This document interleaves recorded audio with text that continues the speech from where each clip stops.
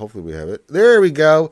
Hey, welcome back to another rendition show of the Jedi Academy. What's going on, everybody? Welcome. It's a Saturday morning here in the U.S., and whatever time it is out there or day it is in the world, welcome to the show.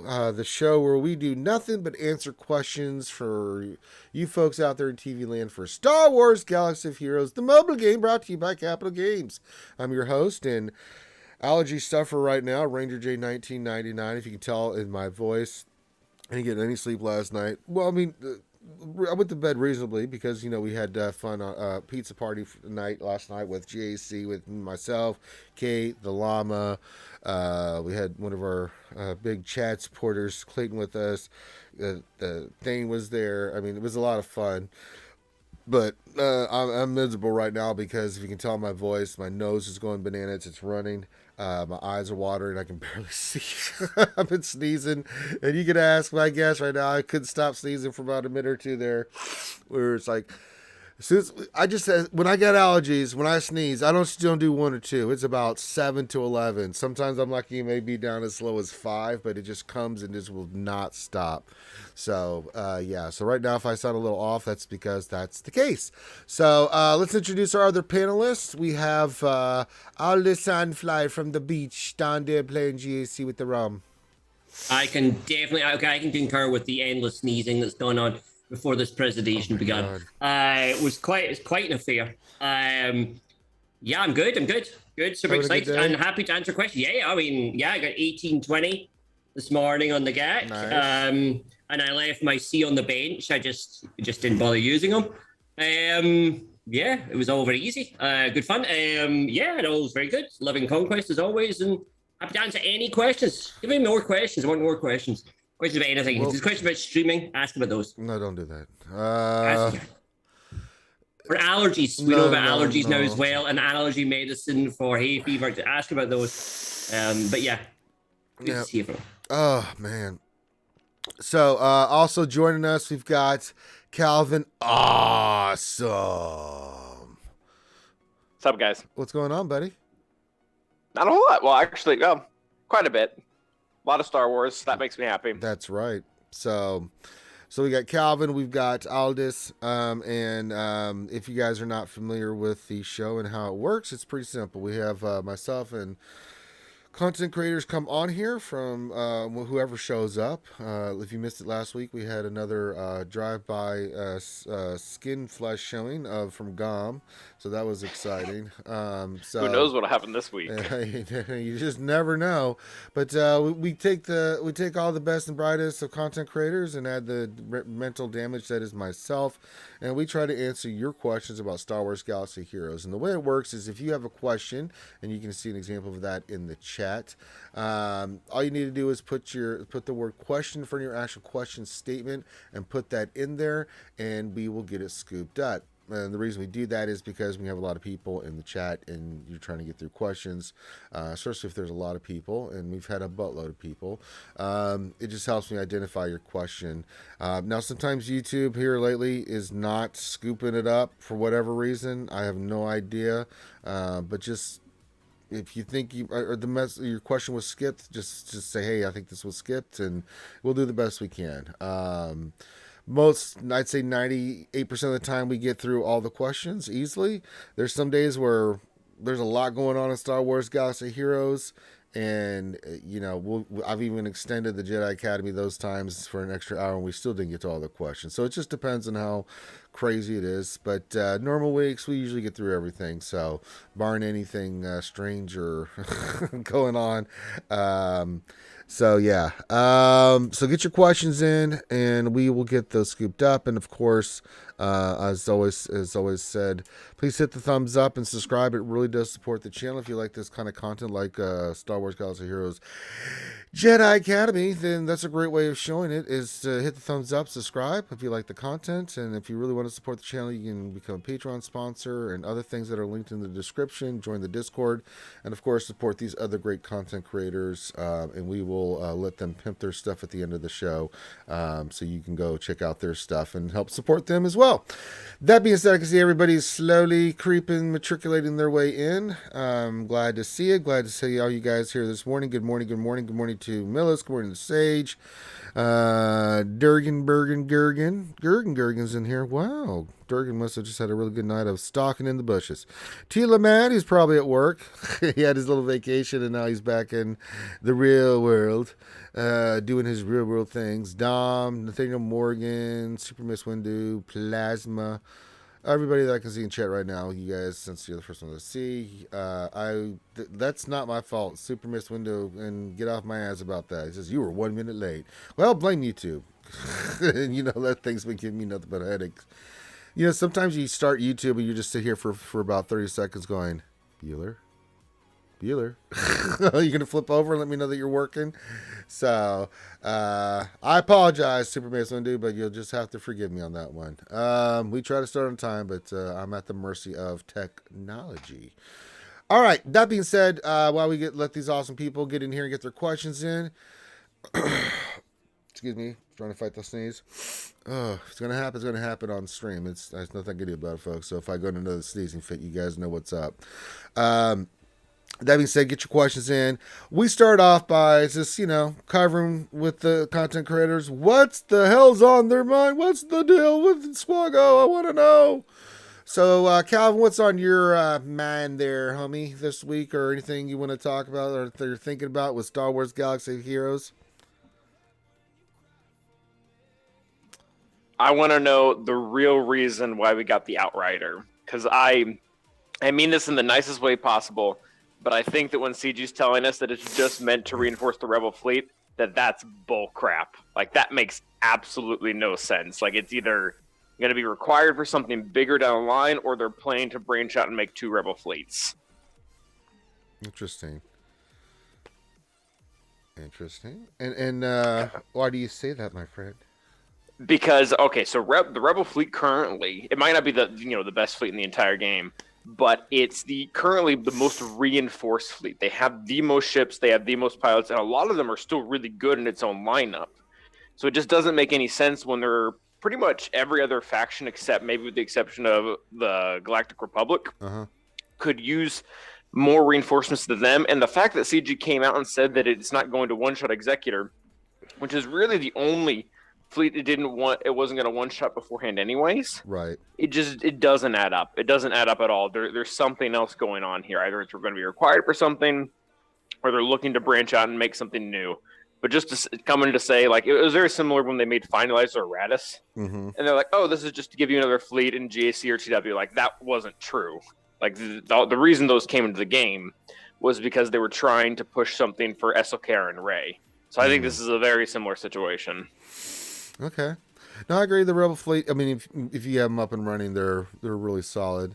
I mean, Wedge is okay, but you don't really use Wedge that much in that fleet anyway, if at all. Well, so. I think there's already 8, like not including Outrider. There are 8 Rebel pilots. So there was one. And we still only have 4 resistance. I see your point. Yep. 4 resistance, 5 first order. I mean, they could branch off and they could keep adding some Sith or some more Empire to eventually split those into 2. It just doesn't, like, it's them and Galactic Republic are the last 2 that need it. Right. Interesting.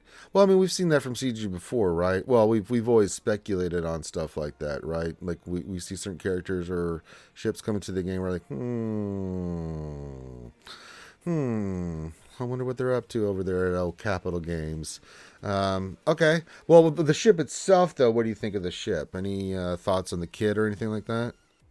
It looks pretty good. I mean, it looks like a modern kit that has a bunch of stuff that messes with stats to really keep it up to par. I mean, I've seen a lot of theory crafting both ways between it and Biston. I think that's the main thing that we're looking at, like, today. That it's going to do is it's going to take Biston's place. But I've heard there's both positives and negatives to that. So right. Yeah, we'll see. Like I would like to have it just because, Dash number 1 is a great character. Number 2, he's already required a Relic 5 for another great character. So I feel much, much, much more motivated to go after the Outrider than to say take Bistant and SRP to, R4 or 5, because they're outside of fleet, they're borderline useless. Gotcha. All right. What about you, Aldous Sandfly? What be on your mind this week about SWGOH in the game? Well, I'll firstly add on to the crystal ball theory. Okay, oh god, they're going to split the rebel fleets, but no, the Outrider has a smuggler tag. He's the only ship with a smuggler tag, so it's not okay. They're not splitting the rebels. Doesn't Lando have one? Yeah, there's a few ships. Does he? Yeah. Well, I was just checking SWGOH. I was just because it was this weird one. You certainly can't. You can't sort by smuggler. It's a very odd one. What has Lando got? So that was my original thought too, but it doesn't like all of its synergy is rebel. Like it doesn't have anything that's scoundrel or smuggler. No. Lando isn't a smuggler. He's a scoundrel. So this is the first ship ever with a smuggler tag, which makes absolutely no sense. None of his kit talk about smugglers. None of his kit synergize with smugglers. So if I had a crystal ball tinfoil hat on, I would say it's a smuggler area they're moving into, not a duplicate rebel. So when I look at them, I would ignore he's the only one. I can't find one other ship with a smuggler tag. I didn't even notice that. I'm looking at like all the ships right now. There's there is no smuggler tag, and 2, I'm like, well, is there any other ships that have the smuggler tag? So I'm going through right now, and I don't see one right now that has. Yeah.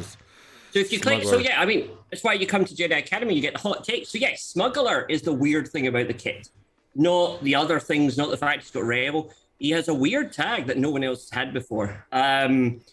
And that to me kind of means that, but I agree with Calvin, the kit doesn't make much sense. It kind of is a weird one. I've unlocked it at 4 stars. I used it this morning. I currently have it in arena, dropping down.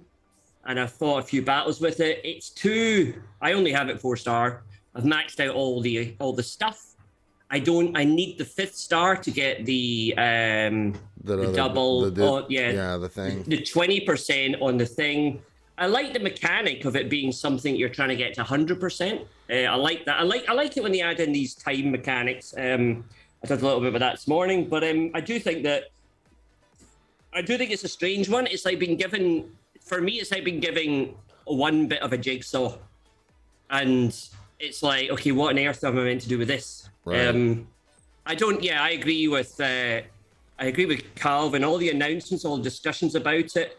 None of the verbiage quite makes sense. It's kind of like when they launched the first of a new faction and they've got these weird synergies and you're like, no, that's not right. It's a scoundrel, not a smuggler. It's the smuggler that's new. So there's tons of smugglers in the game. So you might look at some of the ships picking up a smuggler tag. You could look at new synergies picking up the smuggler synergy. So there's a bit of there, but look, that's tinfoil hat stuff. But at the moment, the ship ain't great. It's not a good one. It doesn't fit well, really, I'd say, into a Rebel squad. The Rebels didn't need it, and it doesn't really add much. So it seems a little bit out of place. It's very fast, but apart from that, yes, that ship. But yeah, everything else is good. Loving SWGOH. I switched my game on Thursday, and despite having 3 ships, the world didn't end, which was very strange because I expected if 3 ships on defense, the world would end, because that's what I expected. But no, sorry, I'm being facetious, but yes, you cheeky bugger. Cleared the ships. I'm having no problem clearing the ships. Well, it depends on how much if you're going to have your offense or defense with your ships and stuff, right? So. Well, I've got my negotiator. So my standard at the moment is negotiator on defense, negotiator, empire, and I think Holdo is on defense. And the offense is executor midders, which I've now got the technique down perfectly. So I get 72 banners. Malevolence that'll go through any negotiator, any other thing really. and then Rebels, which will do a bit of clear up in First Order. So yeah, Yeah, so that's I mean- kind of where we work. Yeah, Yeah, I mean, it just that's depends. the strat. Like, I mean, I cleared ships last night in my GAC, but I mean, just if you get any crazy RNG on that, and I don't care what fleet you have, I mean, you're having to really scramble. So, luckily, I had the Holdo fleet as a cleanup on one, and then it was like, yeah. So, yeah, oh boy, goodness gracious, you have very little wiggle room on the ship. So, if anything goes south on you, you're going to have to scramble. Yeah, To try but to get I like the mechanic. I do like it. So yeah, like I've said a few times, I don't think we're a million miles off it all being perfect. I love the way 1 week ago everybody said we need more ships. This week everybody's going, I don't want this ship. Give me a better one. Well, That's No, really like- funny, though, honestly. yeah, we want more ships. We need more ships. We got one more. No, not like No, no, that. No. not this one. Like, not make up this your one. mind. You said you didn't more ships. I want one that beats Executor. Yeah, no, it's quite funny, but yeah, That is really funny, actually. it proves the point that it's not the quantity of ships, it is the synergies and the tags and stuff. So All anyway, good old Maurice is here. He is here. And he did not. We didn't get flashed. Did I miss know, something? right? I didn't see Magic Mike moment from Somebody click that. from I got Gom. clothes all today. Yay! Aw. David Hasselhoff himself has showed up, folks. Good old Maurice. We're in that early stage while we get the questions in of what's on your mind with SWGOH this week. What's on your mind this week in SWGOH? What do you think about? Well, we got a new ship. Yep, we've been We talking got about it. a whole bunch of characters. I'm excited. They're starting to, where we're starting to be able to farm the Inquisitors. Mm-hmm. Well, the team of 4 right now does not look to be all that, fantastic. Individually, I think all of the characters are pretty good. Agreed. The tank is pretty awesome. We're seeing it time and time again. I think I watched a little bit of the Gambit last night, and pretty much everybody either had the Ninth Sister on their Vader team or were facing a Vader team with Ninth Sister. Right. I think Seventh Sister is going to be a lot of fun to kind of plug in to some of these, Empire-ish teams. Maybe you're using, your Palpatine, your Mara with your EP, and then you've got a whole section of Empire characters left. Maybe Seventh Sister can go in there and help those teams, clean up, do whatever they need to do with better banners. Because that's the problem with the Empire, right? If you don't have, there's only one Thrawn to recover banners. And so I think Seventh Sister will add a little more versatility to that faction.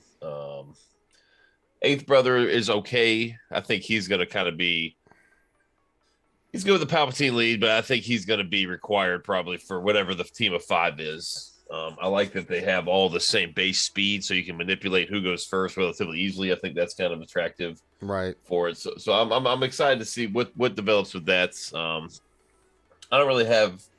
I didn't really get to play my first Grand Arena, so I didn't really get to experience the 3-on-3 ships too much. I went there with Finalizer, lost versus Executor, and just said, "All right, I'm done. I got to go." So Yeah. I did lose the first match, but this one's going pretty well. We'll do it later, but I've been putting all the I put what do I put? Executor, Malevolence, and Negotiator defense, and just hope for the best. Yeah. So that's one way. I just got to learn how to use these new fleets, and there's no other way to do it than just force myself to do so in a Grand Arena match. So Yeah. It is what it is. exciting and scary at the same time. It is. I mean, as I said, I fleets I've been clearing, but I've had like one fleet where it's like, I use First Order versus, with only a 5-star echelon, it's just not protecting or punching as well as I need it to. Once I get to the 7 stars, by all means, that ship will be great for the fleets that it's supposed to do, but it's pretty sketchy right now. It's as thin as we are on fleet. So as I said, you only have a little bit of wiggle room, so you got to be as efficient as possible, and hopefully you can get through any strange RNG, because I was watching battles last night. I was like, dodge, like, oh no, that's not what I needed at the moment, or that's not what you needed right now. So okay, let's get into the questions. And as I said, guys, if you're new to the show, welcome. Make sure you hit the thumbs up, subscribe. But if you have a question, you can see there's examples of those in chat. If you want your question to be identified, pulled, and read, you've got to make sure you follow the format of putting the word question in front of your actual question statement. Remember, I'm the one scooping up questions. If I don't see it, then I can't read it. So sometimes I'm reading chat, sometimes I'm not. Depends on how many questions we have. So I'm using Nightbot as a filtering tool. So you run the risk of me not seeing it. So if you want a question answered, that's the best way to do it. All right, let's start it off with who's our first contestant. We have Jeanette Becker. Oh, she is here. She says, question, how are the RSG planning to enjoy their day after the stream? I have a busy day planned with family, friends, putting dead animals on a fire. Well, I had a lot of fun last night, and with my allergies as a secondary on top of the fun I had last night, I ain't doing shit. I plan on trying to get a little bit of rest, probably taking some allergy medicine, and chilling. I don't think we're gonna have D&D tonight. I can do it anytime, but we're just having people with some real life issues right now. I'm gonna try to see for sure if I can get it in. I'm gonna try to get D&D in because I know you guys enjoy it and I enjoy doing it as the DM. But it's real life. This real life stuff that happens and it interferes. And when you're at certain points in your campaign, you just got to have everybody there. And if they can't, then you just have to wait. So, but if that doesn't happen, then I'm definitely going to be chilling out. And then Sunday I'm going to be busy doing some stuff for SWGOH, and Monday I'm going to be definitely busy doing some stuff for SWGOH. So, I'm going to kind of if no D&D, then I will just kind of chillax a little bit. What about you, Gom? Any plans today after GAC? Just kind of chilling, or what are you doing? I gotta do my GAC later, and then I'm probably gonna chill. Maybe I'll stand in front of the mirror and do some kegels. Hey, there you go. What about you, Calvin? Awesome. Oh, not a lot. I actually got up early today and did a bunch of stuff that I wanted to do. So yeah, I've got my GAC at 2 o'clock, so that'll be fun. Other than that, should be a lot of relaxing, which will be nice. And I'll probably play Fallen Order. That's what I'll do. There you go. That's always a good choice. And Aldous, any plans after this? Probably sleepy time, 100%. Right? No, God, no. I will be watching Cloth Cap win the Grand National in about 2 hours' time. Okay. Closely followed by, I think Snow Leopard is will be top 4. And then, So Cloth Cap will win the National in about 2 hours' time. I don't want to spoil it for you. All right. Watch that. We'll watching horse racing. Horse racing, for those who don't follow horse racing. That's fine. We all have our... I was like, what the hell are you talking about? Yeah, okay. Grand National, it's the world's largest... Yes. Okay. Star Wars. All right. Next question from What Else 73 for the panel. Do you foresee any adjustments or tweaks with the 3-fleet GAC design from Capital Games? Like in the point distribution, or like making less reinforcements? Just generalized, any tweaks, any changes, or anything that you think that they're going to do for the 3-fleet GAC design. Other than more ships, I mean, that's the only thing I can think of. But do you think with the way it's currently structured, they're going to change anything on it, or that you would maybe want to see? I don't think they're going to change anything. Like it's exact. I think it's functioning exactly how they want it to, and if there might be like a little thing here or there, like I think they could kill all 4 reinforcements. I think they could bring it down to 3 or 2, but at the same time, like that really doesn't need to happen. Like that would cost them money to make that change to do something that everybody could be doing anyways. Gotcha. Anybody else? Gom, Aldous? No, Sorry, Gom, I cut you off there. Go ahead, man. I don't have anything for that. Go. Okay, well, very excitingly, SWGOH.GG have now added the ships.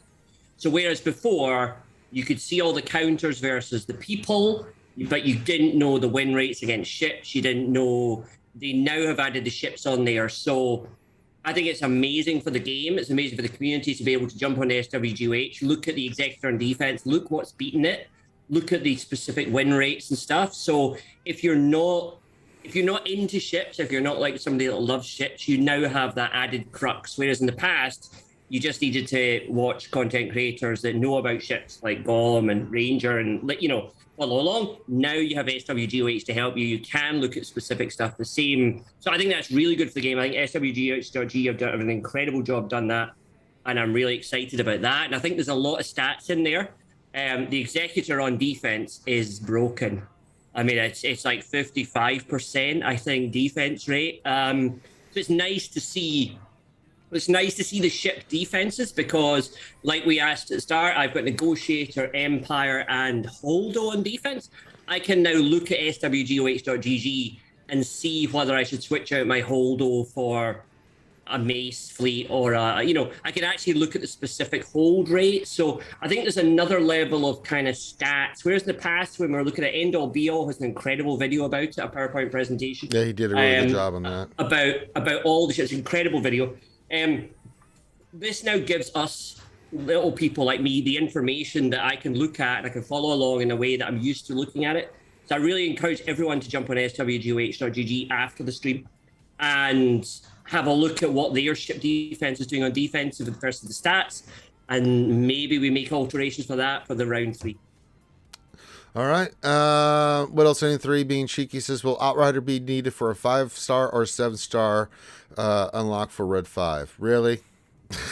What else, you turkey? Moving on. OBZ, what's going on? Says, question. I just unlocked GMK and need Cat. 1-year anniversary is May 22nd. Where do you think she will become farmable? Would you hoard any or all get 1 or 2 guild store fleet or shard currency? Yeah, we have no idea where she's supposed to be, when she's coming in, right? Just kind of like we were up in the air about. Oh, we should know when. It should be with the normal cadence. Well, yeah, but when specifically? Sure. I mean, I guess we can kind of have a little bit of flexibility, before or maybe after the 1-year anniversary. But where do you guys think she's going to come into the store? Do you think she's going to be the next Get character? Do you think it's going to be Cantina? Do you think it's going to be Guild Store Fleet or a combination thereof? Get 2. Get 2? Okay. So we have Get 2 on the board. Calvin Austin's putting 20 black on Get 2. All right. Anybody else? I'll put 40 black on the same as where they put Razor Crest, and it'll just be coming up occasionally in crystal stores. I don't think it'll go anywhere different. I think Razor Crest is in the fleet store. Yeah, it's in the fleet store. Is it? Yeah. Okay. Well, yeah, it's farmable. Yeah, it's farmable. Okay, same place then. I reckon. Lines?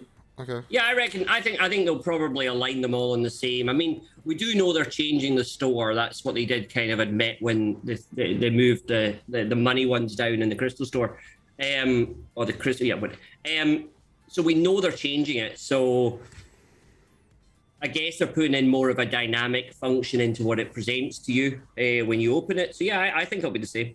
Okay. I think it'll just be the same as. Yeah. All right. Andy Plays Games, welcome. Says, question. Speaking of smuggler ships, what are the chances of getting OG Lando's Lady Luck and Mara Jade's Shadow without Jedi Mara Jade? Not to mention Talon Card ship, the wild card. Nice. I don't know about those are characters that are legend that was later on. I mean, they could bring it in and tie it into it. But Lando, what is it? Lando, both Landos have. I'm trying to think. Does OG Lando have a ship right now? The OG Lando does not have a ship. Only the so they could maybe only young Lando does. Yeah, I know. Yeah, so I was trying to think. Would OG Lando? I guess they could time into Lady Luck. I mean, I know it's Bespin, version of Lando, because Lady Luck was something that he had much later in the books. RJ Chad, I'm thinking that's much later too, when she was Jedi Mara, as you said. I don't know. I mean, it's a possibility. I mean, we know. Here's another question tied to these two. Well, do you think that we could get those ships? Obviously, the answer is possibly. We don't know yet, right? But even though those characters are much later in their stories, we don't have those characters in game. But I was asking this, kind of tying into this question. How many more ships do we have to get this year before we would consider this to be the year of the ship? I had a couple of answers in the streams that I was doing. Some people said 4, some people said 5. Poby, the hand of Ranger J 1999, said 5. When we could officially say that this is the year of the ship. What do you guys think? How many more Like ships? 5 more ships or 5 total? 5 more ships than what we have. Because I think That's at a this really point, low bar. well, yeah, I mean, at this point, I think 5 new ships is the year of the ship. Like, it's not like we've already gotten how many we've gotten 3 or 4 thus far. Yeah, so yeah, I mean, this is. Well, what do you guys think? I mean, how many more do you think would, if you consider it to be a year of the ship? I mean, if you give the Resistance another ship or two, if you fill out this cargo fleet to make something viable, I think, I don't know, maybe 7 total ships. I think. Okay, 7 total. We'll go 7. Okay, it's the old Swevin. I hate that number. Anybody else? What would you consider it to be a year of the ship? It's subjective. it's no wrong. Well, no, but year of the ship to me means something different. Year of ship means to me that ships are now the most important, and they are. The fact that that's where all the crystals are currently sit, it's already the year of ships, and it's not about launching as new ships. Ships are now the most important bit of this game. They will decide more grand arenas, and they decide more crystals every day than any other bit of this game. So I think it's already the year of the ships as far as importance. I don't know what the original definition was when you first said that. I said, how many more ships would it take for total number? Year of ship. I think I think to complete ships, we probably need 1 more resistance, maybe 2 more resistance. I would say if people are looking again to put the old tinfoil hat on, we already know that Capital Games have been on holiday to the Star Wars land because they took photographs of the Echelon and the other ships there. Now, Hondo is very much, Hondo is very much featured there. So I think we could see Hondo coming, and I think we'll see a greater synergy with the whole kind of Disney franchise promoting cross promotion. So I think if they are bringing in smugglers, I think that's the way they'll go. But that's not really the answer. Question the answer. We're already there. It's already the year ships, but give me maybe 3 more and then we're done. But not this ship, a different ship, a better ship. You can't say give us more ships and say, well, not this ship. That's. But hang on. Whoa, everybody else has said that. But no. I'm not saying that. It's about giving us. So I need for the resistance to get a tank. Agreed. Well, no, the resistance have the tank. They just need their some A-wing. They need some. Yeah, they need some more support. Yeah, they need some more firepower. They need a little bit. They need something else just to get to the Holdo maneuver a little bit longer, keep them alive a little bit longer. Yes, that could be either buffing the tank they've got, but I don't think it's as good a tank as it needs to be. It's too fast for a tank, I think, and its defense ain't great. Its base stats don't look like a tank, I guess is what I'm trying to say. I think if they don't bring another thing, I'd love them to my First Order team. No, First Order's doing fine. Yeah, it's about right. Its Empire could be split, I would say. I would say that Tarkin and Thrawn both now have a viable shout at being, I see Thrawn capitals and Tarkin capitals, and they're both relatively good ships. I don't even know what's best. So yeah, that's the one that could be split, I would have thought. But yeah, I think it's only maybe 1 more Empire, 1 more Resistance, maybe 2 more Empire, then I would split the Empires. Okay. All right, let's get to the next question here.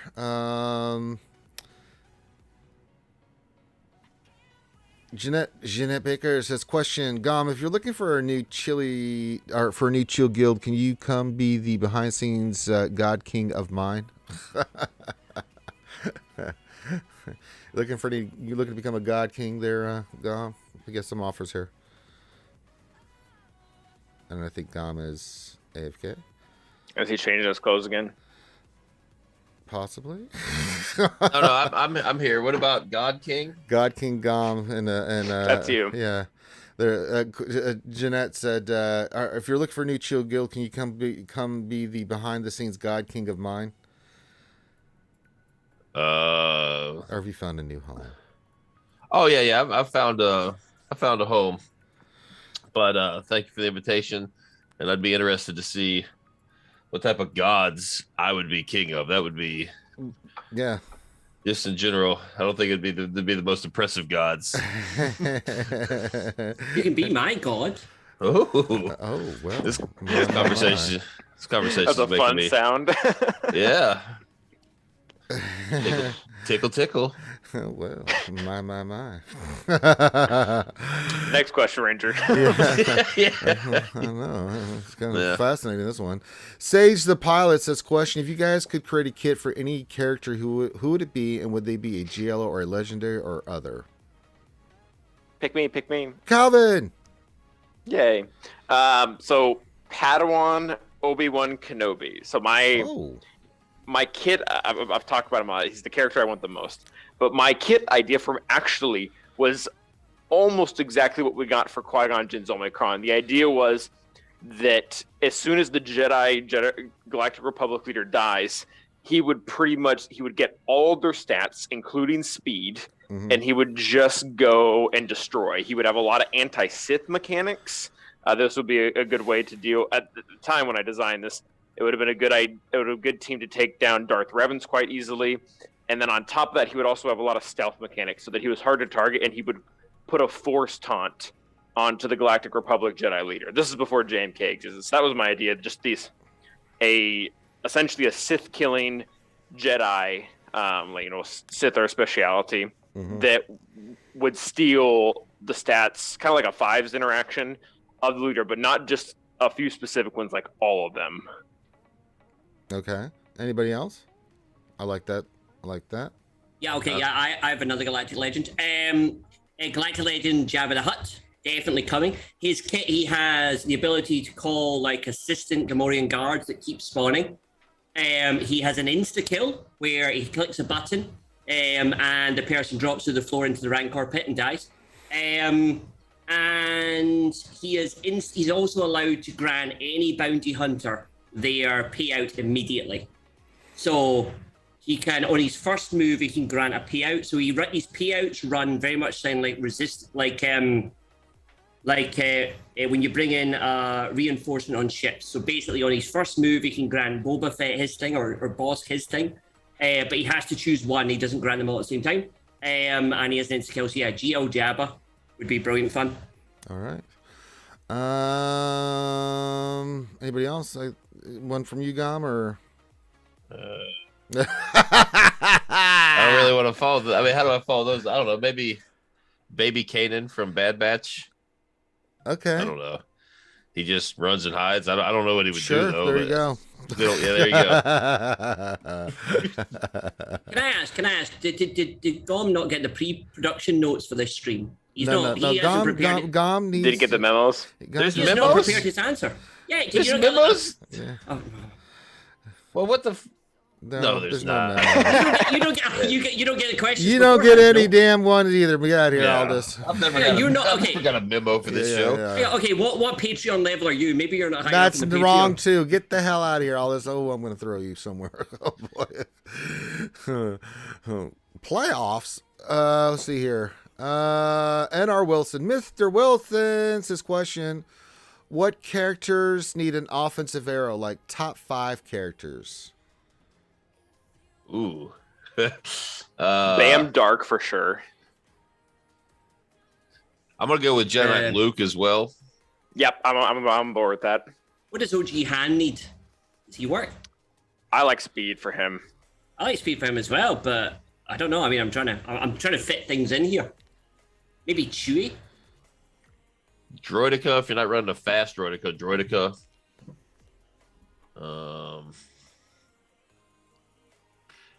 I'm trying not to say GLs. I think Ahsoka. I think OG Ahsoka's Yeah. pretty good because she mostly assists. You're more concerned about her damage, I guess. Characters like Resistance Trooper, Sith Trooper, depending on how you use them. What about your Omi Leia? Canderous isn't bad. Omi Leia, yeah.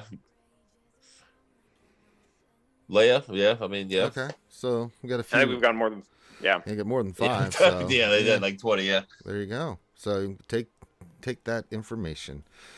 I like the first three a lot, though. Yeah. Ooh, Maul. Maul's another one. Yes. Okay. At least under his own lead. Yeah, makes sense, right? Get that days going. All right. Ovakilla 187 says question. We did that one. No. Will actually arrows become important with more and more dodgy kits popping up? Good question. What do you guys think? No. Explain, Gom. Well, because like if you were to commit the arrow to, let's say, a particular faction or particular character to counter something in Grand Arena, you're locked all week. Now, if your opponent doesn't place that team, then you've got this worthless bag of balls with an accuracy arrow on it. Like, like it's like you have to build anything accuracy kind of oriented. I feel like you have to build ahead of time in anticipation of facing one of these teams. And if you don't face one, you've kind of taken a lot of versatility out of your roster. I think. I think accuracy arrows in a one, perhaps they're useful on, a very specific team to counter a very specific team. But the question is somebody going to place that very specific team enough of the time to warrant you using an accuracy arrow, if that makes any sense? And there's a lot of kit synergy. The solution to this has always been kit synergy. Like when you have a team that focuses heavily on some type of evasion, you just start taking in characters that A, reduce it, or A, can't have moves that can't be dodged. Like that's been the solution up until now, and I think it's going to continue to be so in the future. Like, just don't take in a team that's going to get dodged all the time.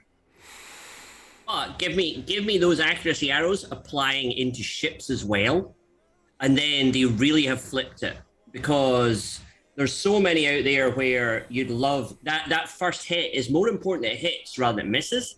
And if the accuracy arrow did anything to the ship not missing, then yeah, they'd totally flip it. But yeah, not at the moment. All right. Fatality V2 question. I've been using Maul in a Lord Vader team on D, but want to use Maul for a Mando team. What can I use as a replacement for Maul with Lord Vader? You can use a lot of stuff, but like kind of the same level as Maul. There's not another Maul for that team, No. But it's damned if you do, damned if you don't, right?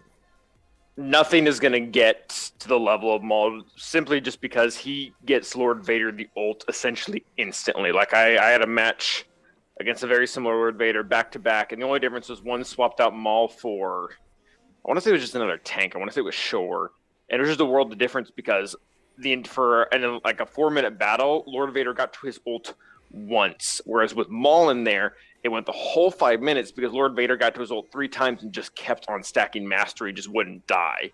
So nothing's going to quite get there. But I mean, any other Empire, another tank or Gideon or something like that can be okay.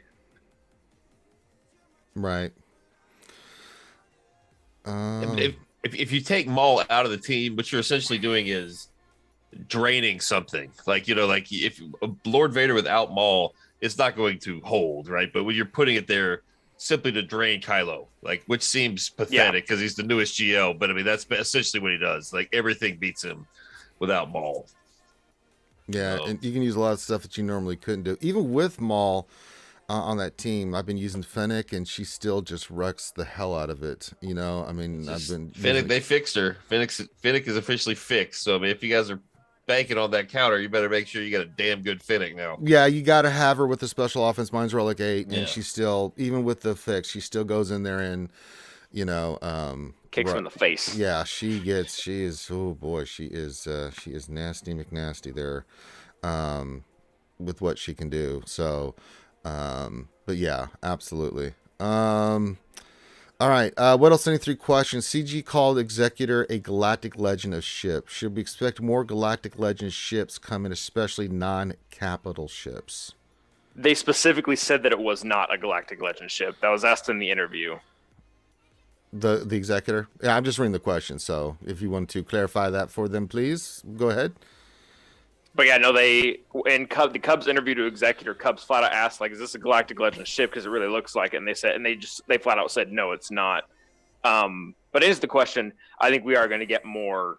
I think we're going to get more of the same model. Like, it's going to be, another 5 or 6 ships that are all required at 7 stars, and 8 characters that all required it from like Relic 8 to Relic 9. All right. Here we go. Revenator question: since the Eternal Twins will be coming to the game, do you think we'll get the Eternal flagship to go along with them? Moving on. Okay, there's your obligatory Eternal Twins question. Let's moving on from that. Was that the really dumb starship that was like just 2 put together with a thing in the middle? Well, that was the way their fleet worked. Period. Like they all linked up and can form a shield and concentrate their firepower the way it was set up in the Old Republic game. So. Okay, no, I'm thinking of something else. Yeah, it had all kinds of funky stuff that they did when you got into certain parts of the that's what made their fleet so devastating and stuff. It was. You guys know so much more about Star Wars than I do. Every week I just come here and I'm like, oh, I learned something every time I join this panel. Yeah, I'm the same. I don't know. Like I've never seen the Rebel thing. I've never seen the Clone Wars. Oh man, those are good. Yeah, they're really. I know, good. but then people, but like you say, you get like Nev turns up with his knowledge about every, and people mention. I have no idea who these people are, so I just agree. I'm like, yeah, bring them. Yeah, I love it. Yeah, well, just and the more the merrier. Yeah, the Old Republic. I mean, it had a third faction that came in there. You had the Old Republic, you had the Galactic Republic, and then you had the Sith Empire. But they introduced a third faction, the Internal Throne, you can call it, whatever. People had different names for it, but it was a third faction. It gets convoluted, but it was another faction that went against both of them and actually took over the galaxy. While they were busy, they waited till they were both really weak from kicking the shit out of each other, and they're like, "Hey, we're going to come in here and take over the galaxy," and then it just led to a whole nother story and stuff. So one year I'll watch that before I die. I'll watch that the Legend of Kreia thing on YouTube. That 3-hour thing it suggests to me on a daily basis. Like, I mean, like I will at one point, because obviously it just shows up as a suggestion every single day. It's not got my memos yet. I'm never watching it, but one day before I die, I will watch it.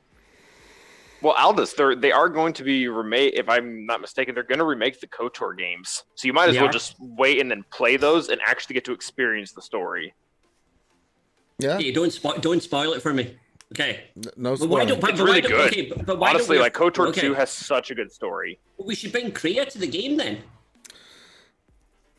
I mean, they could bring, they could do all that kind of stuff. So we'll wait and see what they are planning on dropping on us. So, Jedi Master Super Mace Windu question: would the true year of the ship be when we get more ships than characters in the whole year? I could see that, but I mean, they are kind of keeping on. I don't know if that would be even possible because they've already dropped a buttload of characters this year already with just with the Inquisitorius faction alone. I mean, that's what 5, it's going to be 6. Well, it's going to be 5. Yeah, 5, and then Grand Inquisitor 6. That's 6 right there. So we've had 4 ships, yeah. But I mean, what other characters have we had this year? We've had the Inquisitors. Anybody? Didn't all the Starkiller characters come out this year, or was that the end of last year? That was right before Christmas last year. Yeah, okay. So I don't think that's really feasible, just because of how the pilot system works. Like sometimes we'll get one ship for 3 characters. Right. So the ratio is just gonna be off. I don't know if I can see that actually happen, even if CG really, really wanted it to. Right. Well, the vibe I got from that Resistance Bomber interview is that they don't really like pilotless ships. I don't think I'd be shocked if we get any of those anytime soon. So everything's got to have a pilot. How many viable pilots, like I said, really that's left? a problem too. Yeah, Yeah. You got the pilot, and you got the ship, and then so, and if they don't like pilotless ships, it's like I do just update the stats. I mean, come on, it's just math. Yeah, they need to implement some system for those because that's bad. I mean, we've got a few. If they're short of ships, they could let me put in Starkiller on the planet, and he could just pull the capital ship out of the That's sky. true. That's After a few Insta-kill battles. Executrix Yeah. and Chimera. He just pulls it out of the sky. We could just use the same animation. It'd be kind of a cheap little. But yeah. Like, Starkiller, where did you come from? Yeah, hang on. cheeky Why is turd. the planet? The planet is now this is odd.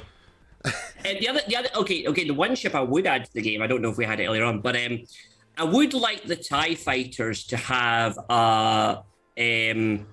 like a zombie style kit. Well, maybe not a zombie style kit, but like similar to the malevolency one, where they keep the droid, where they keep coming. Because to me, as a young kid watching the Empire fleet and Darth Vader and the TIE fighters all doing the work, they all looked the same, and the TIE fighters were like these incredible pilots, but they were kind of they kept reappearing, you know. So I'd like that mechanic. So I'd love them just to steal the Vulture droid mechanic and just stick a TIE fighter on it, maybe for the First Order fleet. You know, that would kind of, that's how I kind of, so if anyone ever asks about what ship I love, it's the TIE fighters I love the most, and it is that, it's not just one, it is the swarming and the load of them, which I really, so I like the Vulture droid mechanic. I just wish it looked like more like a TIE fighter. And they also have to I do think like and looking at the fleets, ships that we can get, they're going to have to do some pilot ships because they don't have a choice. I don't know if they like it or not, but when you look at a fleet like Grievous, I mean, Separatists are limited with the characters that had ships, but most of their ships were pilotless. You know, the Tri-Fighters and all the other stuff that they can bring in, those are going to be piloted ships. I mean, they were droid ships, period. So whether you like it or not, you're going to have to do it if you're going to try to build out that fleet. Got Ewok Scout, has Ewok Glider. That works. No. Both Dooku and Asajj could have ships, but I get what you're saying. Asajj, yes, her ship was a ship that could be in combat, but Dooku's with that big sail, I don't think he'll be doing too much other than just taking from point A to point B. There's talks of what is it called? Tantive 4. What's the name of Leia's ship? Tantive 4. Yeah. Oh, what's up, Bag Country Max? Yeah, sorry, I had a chance to introduce that. Skull, y'all. But yeah, that one. There's a lot of talks about people wanting that to come to the game, and that's a support ship if there ever was one. Right. I'm trying to think here. So you've got, I see your point. Like the main fleet of Malevolence is going to be droid, which is inherently pilotless. Yeah. I mean, yeah, sure, give Saz your ship if you want, but I still. That fleet still needs some more, and not so much that it needs it, but if you want to round it out to give people options. And I'm always up that if you're going to have the reason that characters work so well in this game for the GAC is because we have so many different kind of variations that you can kind of play around with, right? Ships, it's kind of straightforward. So the more ships we can get to have some variation of like what you're starting to line up versus what your opponent has, I think that just makes it more diverse and fun. And we're not even close to that. It's pretty pigeonholed. And if the RNG doesn't go your way, you can be in big trouble because, you know, again, we don't have enough. You have that. If you're in Kyber 1, you got one shot for cleanup, if anything. So. Yeah. It's like, you could put the tactical droid in and do that dinner plate bomber that we face in TV for the droid fleet. Yeah. Yeah, no, what you're talking about. That'd be cool. Yeah. And to be fair, there was an Ewok in Wraith Squadron. There was. But it wasn't an Ewok glider in space. No, it wasn't a glider in space, but there was an Ewok. Maybe for April Fools, they just put one of those out one year just to see what happens. Yuta question, has there been any word on the next GAC with the dev versus streamers? I have no idea. I haven't heard anything. So that's kind of background stuff that I don't know anybody here is going to know about. And I don't know, but I same as you. I have no idea. I feel like that was kind of Doja's kind of baby. Yeah. Like I feel like Doja played a big part in getting that set up, getting it organized, getting it approved, and launching it. That he's not here anymore. So right. I don't know. That's unfortunate because that was a lot of fun. That was so much fun. Yeah, we'll see. We'll see what happens. I mean, it's all we can do, right? Well, with so many people in the same guild at the very top, maybe we just pay Caw or Maw, right, to borrow 4 of their accounts. I'll play one. I'll give what, $100? I'll play someone's account. We just buy accounts and we'll just do like a content creator at the very top. Be amazing. God. Amazing. We had a $5 super chat from the lovely Jeanette Baker. Says, you skipped over my compliment of Calvin Awesome. The GA claims not to know who you are, but we do, and you are awesome. Aw, well, that's very nice of you to say that, Jeanette. I'm sure Calvin appreciates that. Thank you. Yes, you are awesome. I do appreciate that. All right. See, any other questions right now? Not at the moment. So if you guys have a question, pop those into the chat. Remember, put the word question in front of your actual question statement.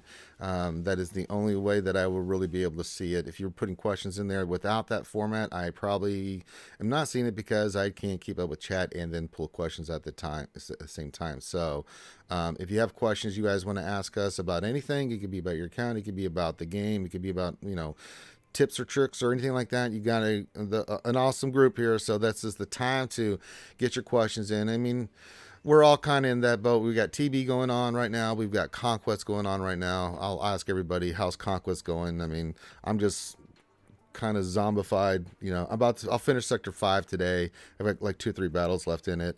I did some last night just to get it to that point, and then it's just feet clearing. But I think we're all... let me ask you, BCM, because I know you're the lowest GP out of the group here. How's Conquest going for you?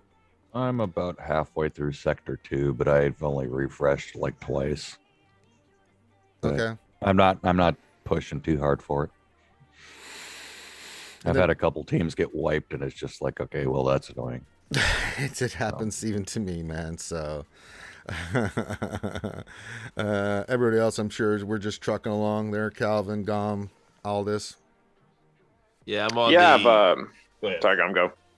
Oh, yeah, I'm on like the $9.99 Conquest plan, right? So I only have to do 2 to get the ship, right? Like you do one. Typically what I've been doing is I'll red crate the first one, second to last crate the second one, kind of take some time off, relax, just not get burnt out by Conquest. And the third one I'll go in there and get the red crate again. Yeah, that's a good way of doing it. Terrible advice, but that's what I've been doing. All right. Looks like we got a couple. Yeah, go ahead. 351. I'm on. Truckin Along, I'm the same. I've got 125 out of 100 for the new TIE Fighter thing. So literally I need to fall over the line. I've not bought anything this time, so I'm just doing the kit. And yeah, I'll just use a little bit of practice later on. The third one's always more chill than the first one, because you kind of know the ones you can do, the ones you don't need to do.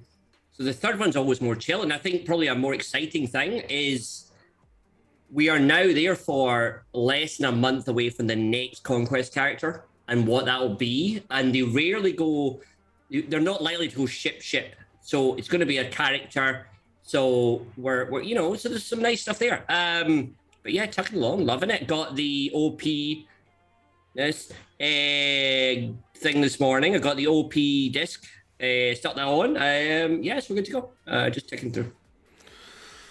All right. Let me ask you guys a question real quick. Yeah, do you guys really think it's worth going the gold path?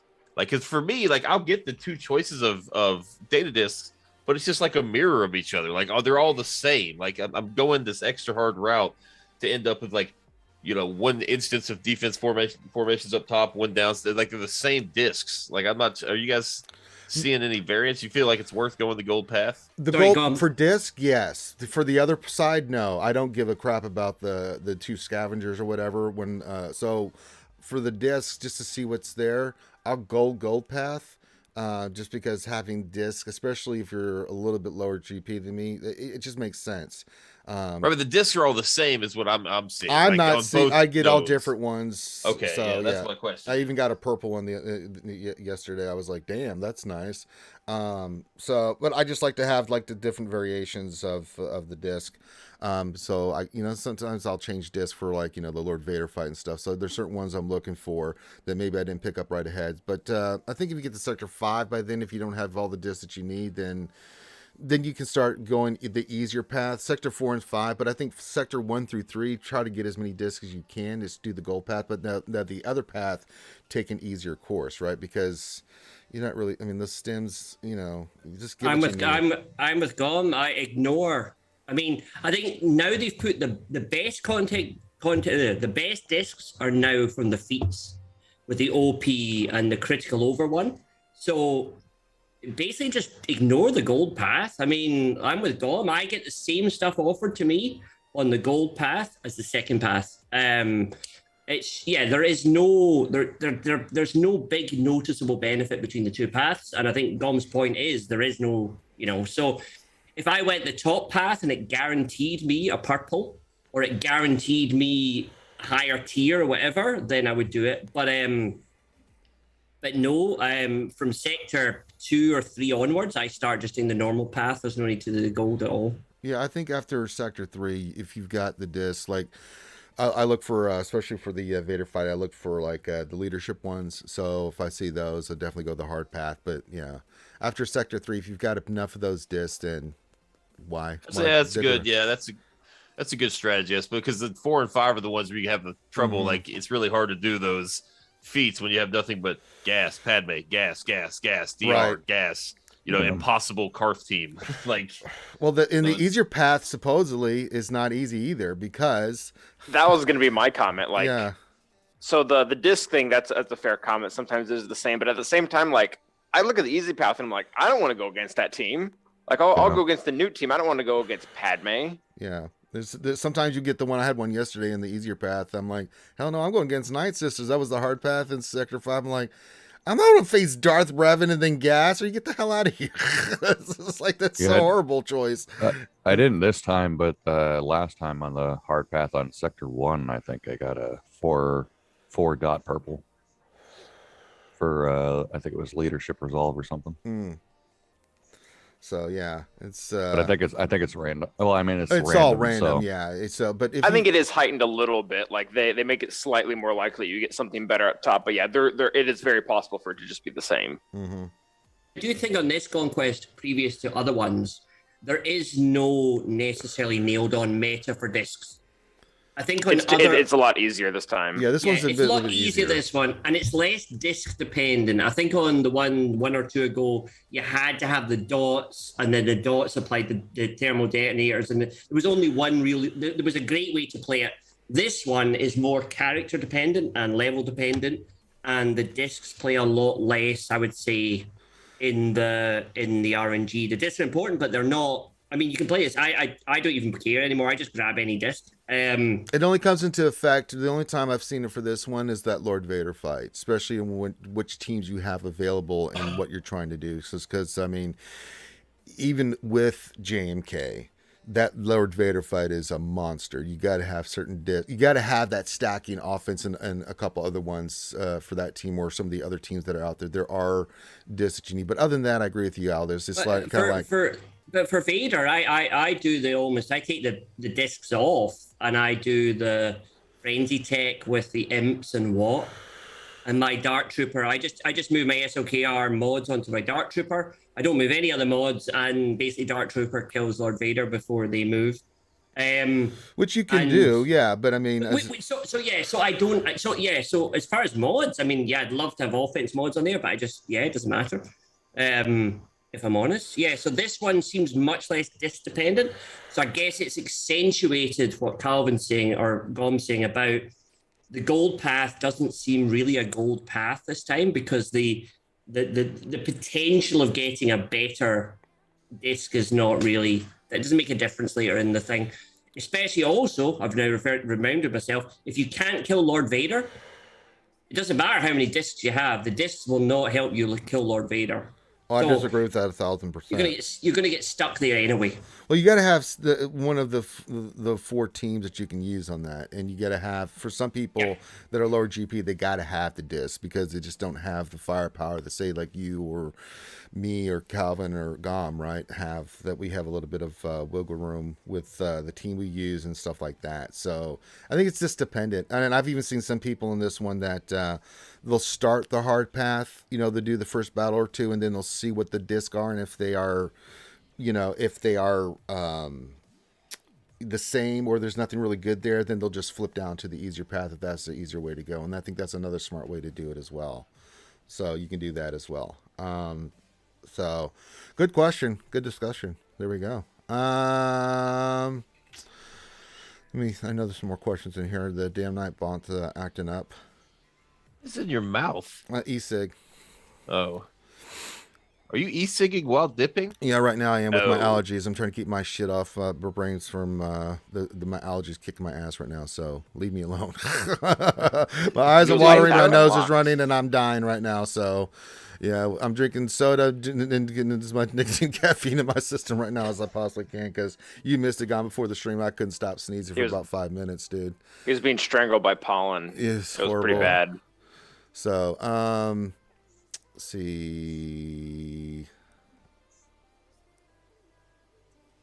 Darsign 1972 question: what's the direction of what is the direction of the game right now? Characters are great and all, and thank God we're getting more shits, but CG's releasing no new content really seems to make the game stale. That's a good question. What do you guys think? Well, I'm in the minority that I actually think new characters, new factions, new ships are content. I really do think that characters are content. I know everyone disagrees, but just that's what you do. You get new pieces to play with. And that's what this game. It's a collection game. So if you add pieces to your collection, it's technically content in my eyes. They changed. They've added conquest. They've kind of adapted conquest. They've given us a whole new extra fleet in Grand Arena. They've added Omicrons to the game. I do think they're adding content. What is content is up for debate. Like if you guys consider like new raids, like actual new game modes content, Gross. I don't think that's coming anytime soon. I think we're just raining money on them with this. Everybody's trying to increase their GP quicker and do better in Grand Arena. I think they're making a killing off this Grand Arena change. But that's just me. Well, I'm with Gom. Characters are 100% content unless you like don't play GAC or TW or any type of PvP. Because I mean, when Iden came into the game with their Omicron, that completely changed everyone's board. Right. Like there were just certain teams you can't put down. There were certain teams you had to save. You had to take Padme out of your JMK team. You couldn't use Bad Batch against Qui-Gon. You had to use Empire now. And if you're using Empire there, you can't put them on defense with Bloodless Face. You have to put Night Sister like that. That stuff changes your entire board. And I'm probably in the smaller minority. I don't want more content. Like I already put a lot of time into this game. Like I don't have to do a raid unless they start taking a lot of stuff out, which is an option. But yeah, I feel like I've heard the phrase that the game is stale in every single 6-month segment for like the last 3 years, and I've never identified with it. But then they give us new content like Conquest, everybody bitches about it.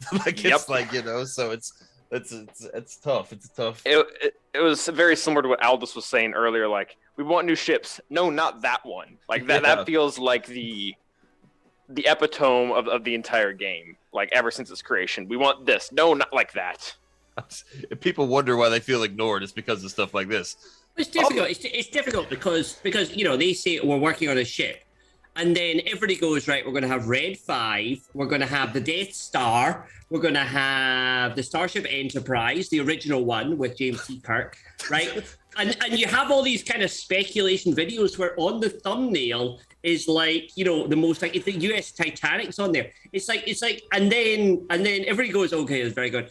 And then when the final ship's released as the Outrider, everybody goes, I didn't want the Outrider. I was looking forward to the USS Enterprise.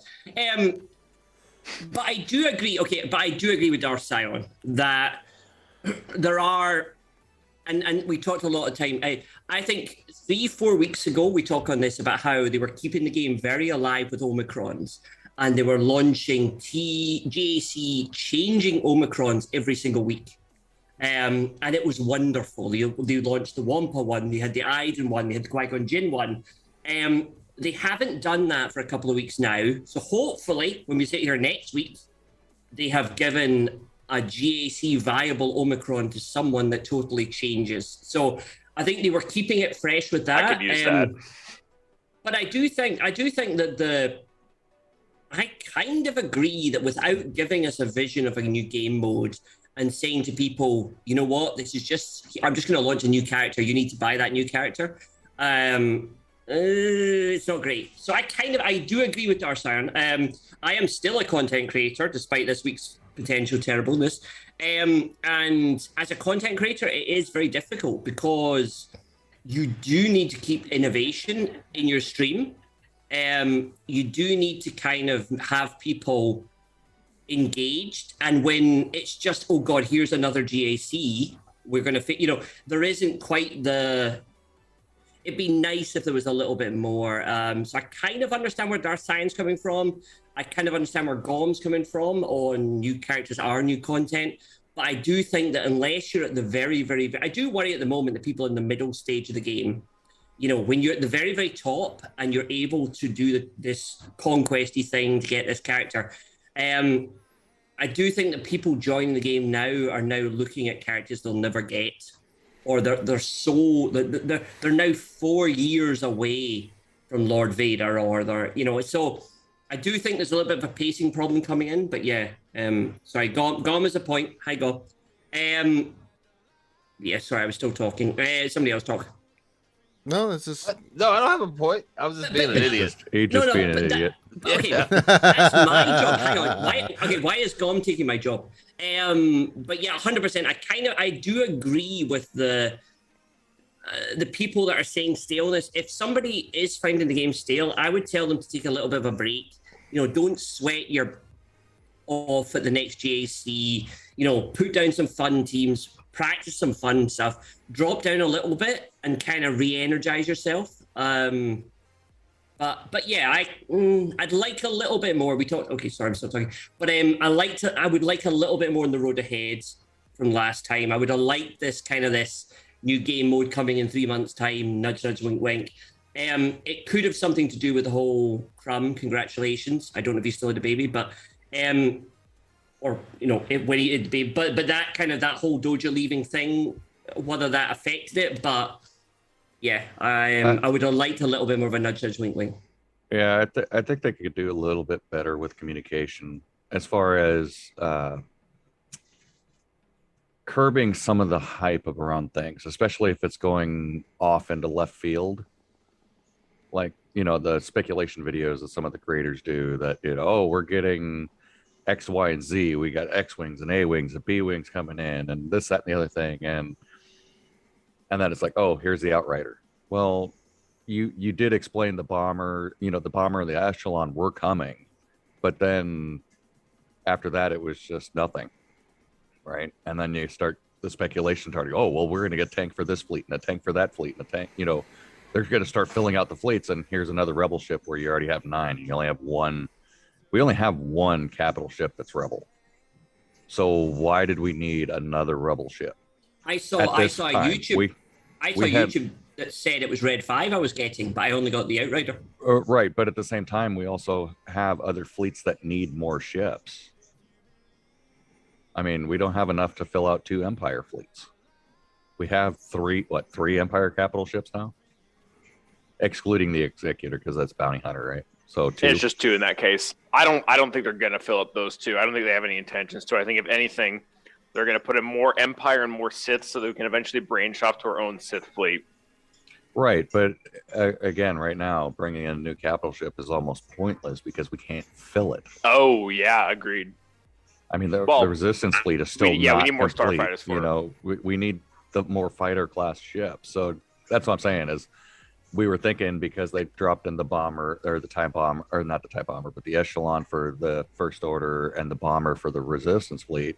Oh, hey, we're going to get something for the droids to fill that fleet out. But then it's like, oh, here's another Rebel ship that you already have 9 of.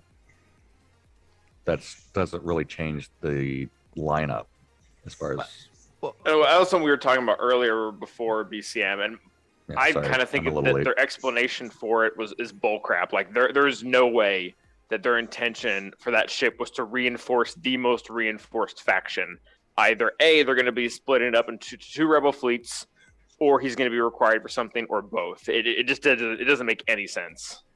Well, I think what the Outrider does is if you want to use it on your Rebel fleet, that frees up, like, we've seen Skeltrick's video. People are using this First Order counter Executor, and it includes Cassian. Phantom and Ghost are both kind of useful at reserves. Ghost, it's got an AoE ship that can kind of swoop in there and clean up a bunch of Vulture droids, clean up, maybe a lingering Cad Bane, something like that hanging behind a taunt. Like, it kind of frees up the existing Rebel ship. Wedge has buff immunity, right? So, like, some of these ships have very useful mechanics, and you don't always get to them, but it'd be nice to kind of free them up for other fleets. I think I think it's going to serve a purpose. I think it definitely makes the team, but it's not what we need, but it's going to be useful. It's going to provide reinforcements, I guess, indirectly, if you will, for other fleets. But we'll see. We'll see. I don't know of any 7-star maxed out Outriders yet, so the verdict will still be out for that ship. All right. What else? 3 question. Can you tell the difference changing up the mods of GMY to make him more healthy? He seems a lot more survivable now. Yeah, I mean, we had to do that for the Jedi Master Kenobi fight, just because as much offense as I had on him, making him more survivable was just like kind of the only thing I really could do right now. So we'll see how it will be. N.R. Wilson question: best Jedi tank on a Starkiller team that's not GK and Old Ben? Mace. Yeah, pretty much. That's all you left me with.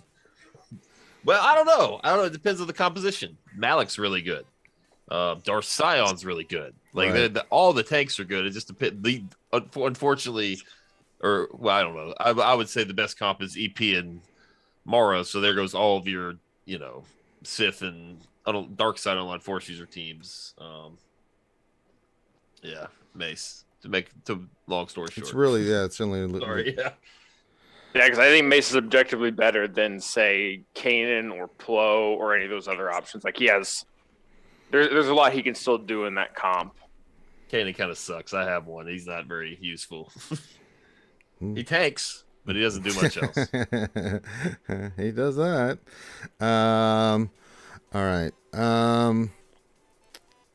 Darsign 1972 question for Gom. How are you balancing relocating a character and farming for Jabba's salvage? Do you get the character to relic 0 and then farm the salvage from the appropriate nodes? Do you mean gear up characters and? Yes. So how do you do it? Do you take a character to relic 0 and then do salvage, or how are you doing that? How are you balancing? Probably. Like once I start getting to 6.5 stars on 7th Sister and 9th Sister, I'll start accumulating the gear and take it easy on relic salvage. We'll see. This honestly will be the first real time that it's really, I have to be tested for this, because in the past, they trickled out characters so slowly, you could kind of do both, but now we're getting like an entire faction worth of characters that are more than likely going to be required for the Grand Inquisitor, right? So we're going to have these characters. So that's something I guess I need to plan for. Just look ahead of time, acquire all the gear, maybe sit on that gear. Use your get 1 and get 2. I assume most people watching this aren't getting Malik and gas out of the store anymore, so really got to use those wisely. I like to do what's the impulse detectors, the bayonets. The bayonet is the go-to for me. It's got the MK3 projectors on it too. That's usually what I farm, just over and over and over. So then I've got all my impulse detector salvage when I'm ready for R8, and I can make fully crafted discs for the disc with the lines in them, maybe the Erodium one, whatever, the one that get 500 for the solar hollow projectors. That's what I usually do. Yeah. All right. Let's see here. Wilson 3, should the gold path and conquest give path at least give double the tickets? What's the thought? What do you guys think on that? I don't think it's really that much harder than the normal path. Yeah, we were just talking about that earlier. It's like, it doesn't really seem like it's Well, I mean, no. It's kind of weird. It was a weird thing for them to put in. I'm not sure it quite works the way they expected. It doesn't give better rewards. It's not altogether harder. It's just kind of like a weird thing.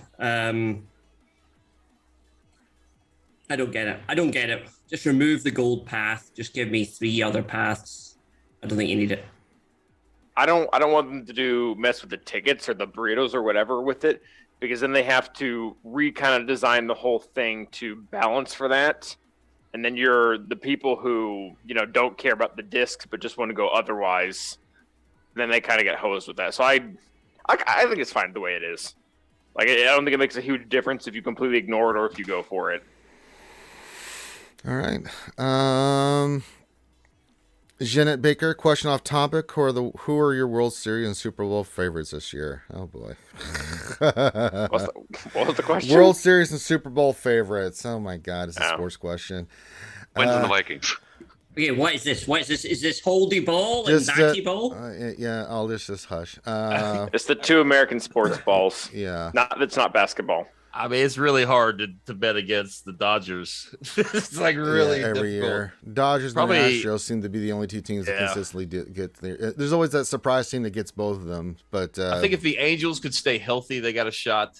I will say it was really cool the other day. I watched the Cardinals opening day game, and they started Adam Rainwhite, Adam Rainwhite. Yeah, Wainwright. Yeah, there you go. Thank you. And Yadi Molina, and they brought back Albert Pujols for his final season. So they introduced all three of them together.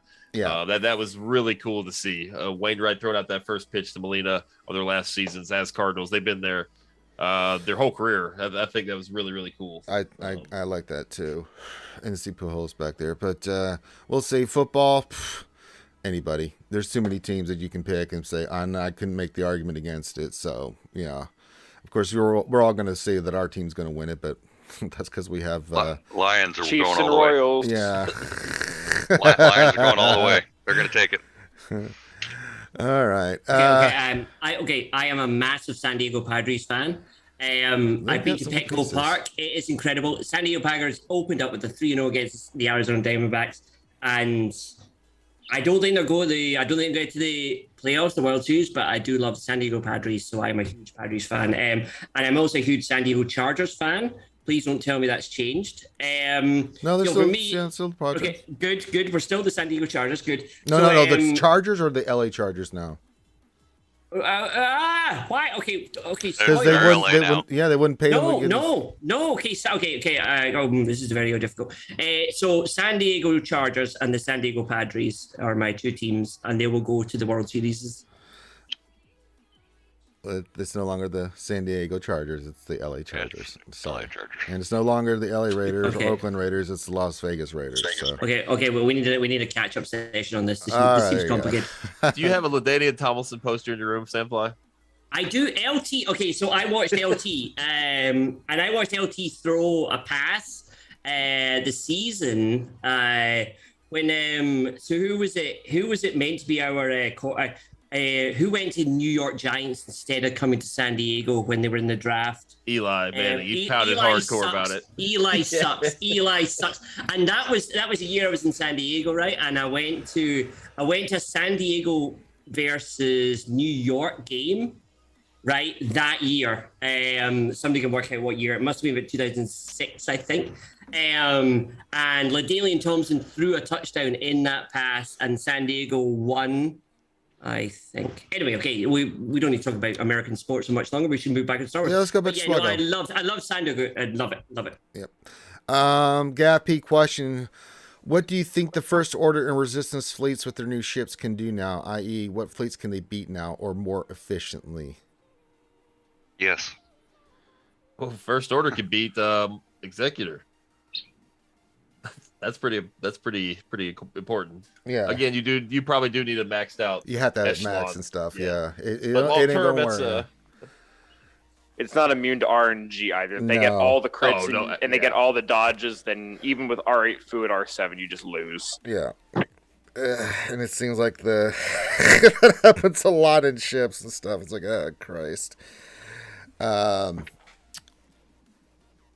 But I mean, it's not so much. It's not the First Order fleet. It's the Resistance fleet. It's just with 4 ships. It's just. It's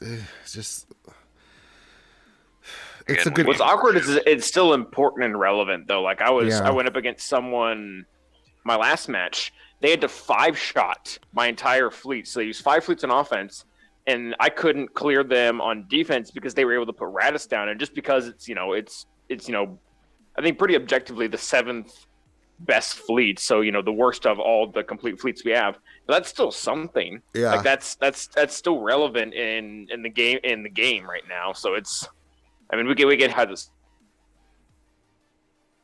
Yep. A-wing in the last movies. Me and Aldous, we have our theory craft for that one. All right. What else? 73 question. What's the likelihood they'll announce the next GL in June? Typically, they've been announcing GLs. If I looked like last year, it's always like at what was it? End of summer we got, or beginning of summer through that part to the end of summer we got the last GLs, and it was like that previously. I think with Palpatine and Luke.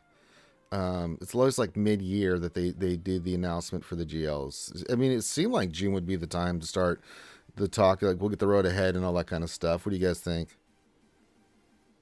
I think that's highly likely. Like, just you got to think of all the we've got Starkiller, we've got Grand Inquisitor. People are frantically leveling up all these random pilots to help them in Grand Arena. There's not been a better time that I can think of where everyone's just completely drained resource wise, and then bam, here's 2 new GLs that require R9. Have fun. That's it's June is a good guess. Okay. Yeah, I think they're going to try to coincide it with Conquest again. I think the next 2 GLs. They kind of have this pattern of whenever they release a new type of meta, they do it twice. Like we saw that with the Journey Guides with CLS, then JTR, then the Ancient Journey with Jedi Revan to Darth Revan. Then we saw with Epic Confrontations, but with Malak and Gas. Then we saw it with the first 2 GLs. And then they repeated the second GLs. And now we've had our last meta group is a GL plus Conquest character. So I'm guessing they're going to repeat it again. And we're going to get 2 more GLs, and they're each going to coincide with a Conquest character. And since we have to know about the Conquest character, like I think Owls was saying, within a month, I think that we're also going to have news of a GL within a month as well. And that was what I was going to say, is that I think it's maybe earlier than people think. I think it is the next Conquest character is the problem, because they obviously hold the Conquest characters in very high regard. If you look at the past ones and you look at this one, they are meta-defining. So unless they give like someone like C a mate, like unless they go back in GL time, which would make no financial sense, and give a Conquest character to Vader or a different Conquest character or something like that, then the next Conquest character cannot be the Grand Inquisitor, and it cannot be the 5th Inquisitor, because those don't make any sense. Those don't quite fit with the games. Oh, we know they aren't. Exactly. So it's something that's very good that you need, but we don't know what it is. And the only way to kind of fill that gap is to give us the next GL announcement, or to give us huge clues towards the next GL by giving us a Conquest character that is very closely associated with a specific, GL wicket or something. Something in that space. Yeah, so I think we will learn earlier than the question, and I think before the next Conquest, they will have to tell us next GL. It might arrive it'll arrive then about 2 months later, and then the meta-defining Galactic Conquest character will arrive like a month after that. That's my thoughts. Big shout out to Darth Bob. Bob, $3. Darth Super Bobby. chat, Darth What's up, Bobby. man? Big pimp. Glad to have your Darth. What's up, man? Let's see here. What else in 3 in GC? What's Malik do with the C again? He prevents certain counters. Oh yes. Sometimes. Yeah. We got to use Grievous against one last match, and we beat it in one shot. But yeah, he's supposed to make Grievous harder, and he makes Maul impossible. Yeah. It's just to pigeonhole your opponent to have to use certain things, and even then it's not a guarantee. Because I've used Grievous against C when I've seen it on defense, and I've won, and I've used it, and it's like, this isn't going well. So it just depends. But yeah, that's what it's for. It's just prevent easier counters like that are Wampa. out there, like Wampa for sure. Imperial Troopers can be used against that. Oh, I totally forgot about Wampa. Yeah, that's a great point. Yeah, so it's there to prevent those kind of counters. So if you're going to use Grievous on the team, that means you're not using it somewhere else. So there you go. Darth Sign 1972 question: how are people going to use Starkiller in a potential 3v3 GAC? I know, but they need to address that thing too. There's a lot of stuff out there with these Omicrons and stuff that they need to let us know about if we're going to be doing 3v3, because that's some potential. Man, oh man. Fallout, yeah. Yeah, because if you can't use Starkiller effectively with his kit because of the way it's designed, I was trying to think about some of the other kits too. There are a million kits that are changed by moving from 5v5 to 3v3. I think people focus on Starkiller, but I don't think it's right. I think we're going to have the 501st will change. You've got Chewie and the CLS kind of change the dynamic.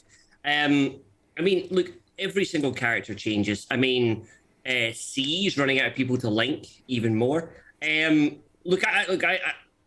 think 3v3 is a fun change, and I hope they bring it back sooner rather than later. So if I have any voice on this panel, I would say, look, don't just ignore the Starkiller people that are all like, oh God, no, don't bring back 3v3 because of Starkiller. Oh God, just bring it back. You know what? Tusken Raider might be slightly better in 3v3. Starkiller might be slightly worse, but just do it. Look, we'll work it out. And at least, you know what? And if it's terrible, bring it back for one GAC 4-week period, right?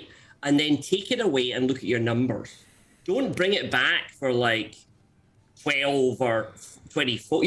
Bring it back, give us one shot at it. And you know what? If it's terrible, I'm sure people will tell you. I will check Reddit and it'll sure be on fire. But I would say just bring it back. Bring it back for one. Yeah, that's going to happen regardless, Bring it back. Give us all a go.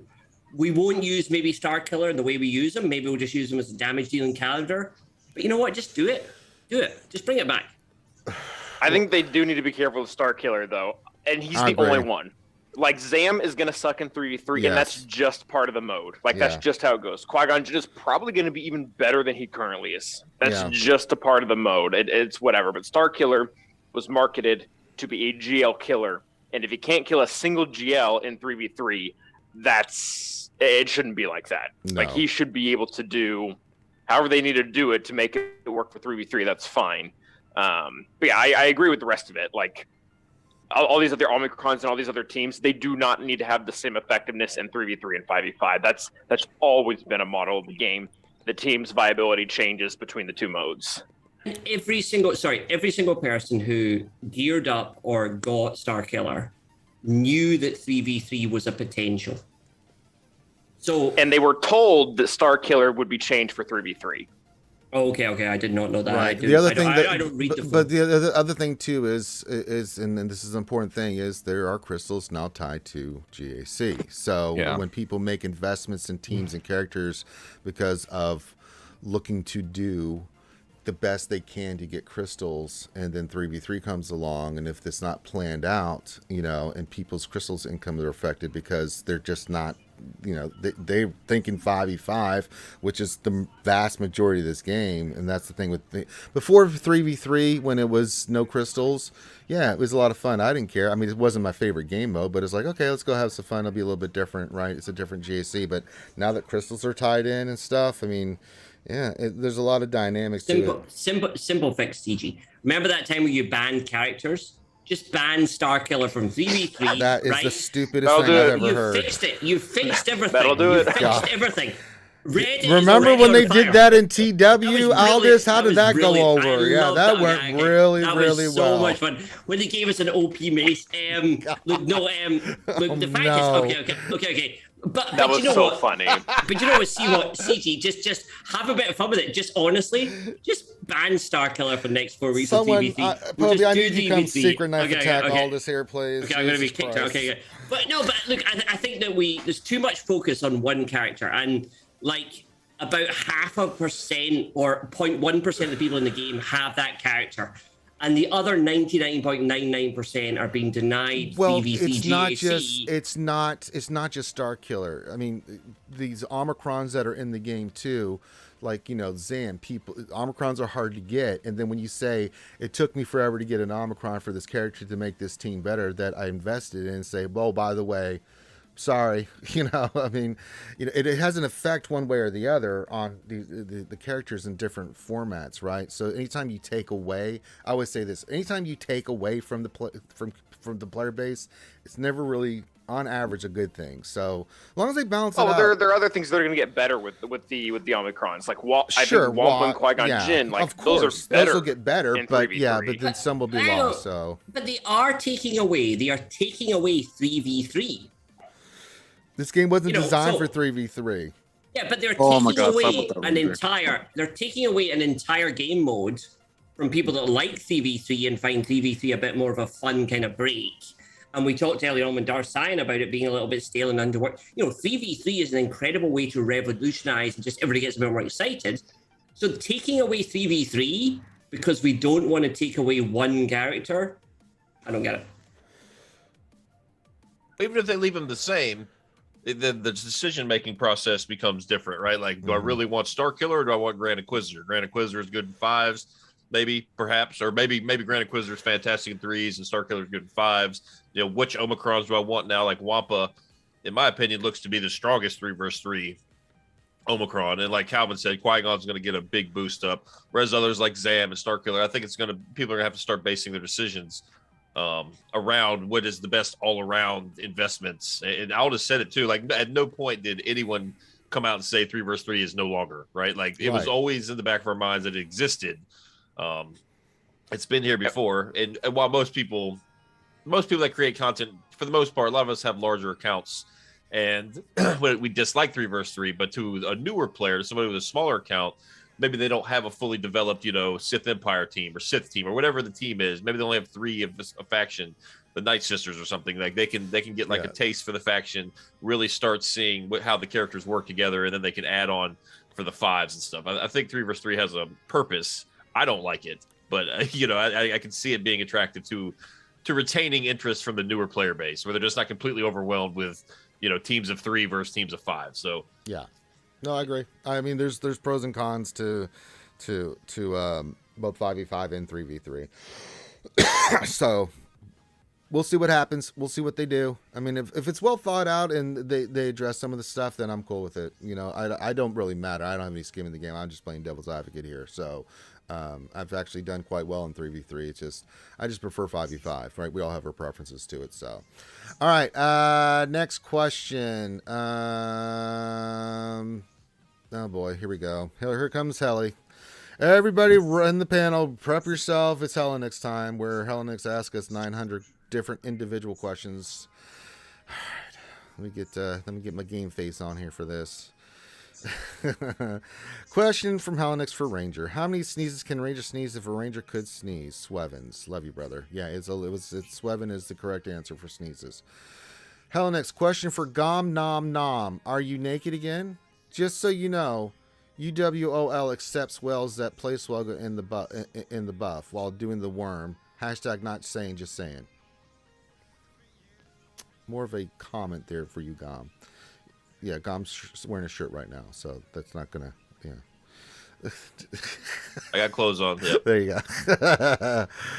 Hellenix, question for the flies, Sandfly of all flying sands. What's your favorite GAC Omicron? And B, why isn't it the Wampa Omicron? It is the Wampa Omicron. Nothing gets a party started than a 78 from the big man. I encourage everyone, if you're doing a GAC presentation, kick off with the Wampa, 78 banners. The man is an absolute fucking genius. I love it. I have to refute that just one little bit. I did my Wampa this last round against a GG squad, and I pushed the wrong button. I roared instead of smashed and lost. Oh, no. And it was the last move. And I was like, why did I do that? I wiped out the whole team, but that one button push because I wasn't quite paying attention. Yeah, failed it. So it can fail. It can fail. There's only 2 buttons to hit, and you always hit the middle one. I don't know. It's not difficult. I mean, it's a miracle you managed to go live, BCM.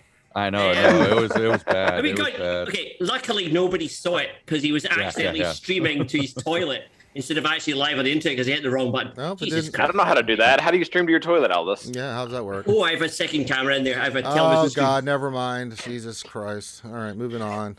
I can neither confirm nor deny there was recreational Activities. things Okay, we're involved, yeah. definitely But moving on. it is one, 100%. Okay. Fun was being had. Yeah. Yes. By all. Fatality V2 question for Ranger. Obviously, you can't say, but you know what the next conquest reward is. Asking for Luke. I'm not saying anything. I don't talk about future content. Can I tell them what's coming? Because I know. Okay, what is coming, Calvin? Next Next conquest character. What do you guys think it is? We're obviously getting GL Leia, so it's GL. going to have to be something that supports GL Leia. So it's Okay. going to be something Rebel, Okay. and I don't know where I'm going with this. Sure. But maybe like this is really dumb. Ewok fighter. Get out of Like here. a- Endor Han or something like that. Oh, Like, General let's get Han. a 6 Han in the game. Oh, there you go. All right. I actually like that. That's a pretty cool suggestion. What about Old Man Fives in the Endor skin? Oh, yeah. As much as I love that, Bearded I don't Fives. think they would put him in Conquest. No, But I not for do love that. Conquest. I do like that as a marquee character, though. I think that would be Wait, fun. do you say Old Man Fives or Old Man Rex? Old Man Rex. Oh, Whichever one was alive, I don't know. It's well, it Rex. was Rex, I don't right? watch these Sorry, things. I The didn't. I one didn't that pick up on doesn't have either. a sacrifice Right. mechanic built into his kit. That's the the one that's old alive. one. The old one. The old one. The old old long grandpa. bearded, old Grandpa Grampy The one, Rex. the one that was in the back of, was it the C-3PO episode? All right, What was just that? watch some Rebels and Clone Wars there, Aldous, please. Benny has a question. He says, what would make the panel scream for joy when the next road ahead comes? GL Starkiller. Yeah, okay, you're fired. So we have a GL Starkiller next. Episode 1 characters. The Episode light one side characters. version of Okay. Starkiller. Light side version. So, Galen Merrick. Okay, Galen Merrick. Okay, the GL That is Starkiller. GL Yeah. Starkiller. All right, there we go. Death Star Raid. Death Star Raid. Cool. Okay. A topless picture of CG Crumb. Nice. I I could change my name then. That might break the internet, man. GL Slave Girl Leia. We're not getting that. Yeah. Spicy. Everyone would freak. Well, yeah. We ain't getting that. So. I would Requires wail for Talon that. and Padme to unlock.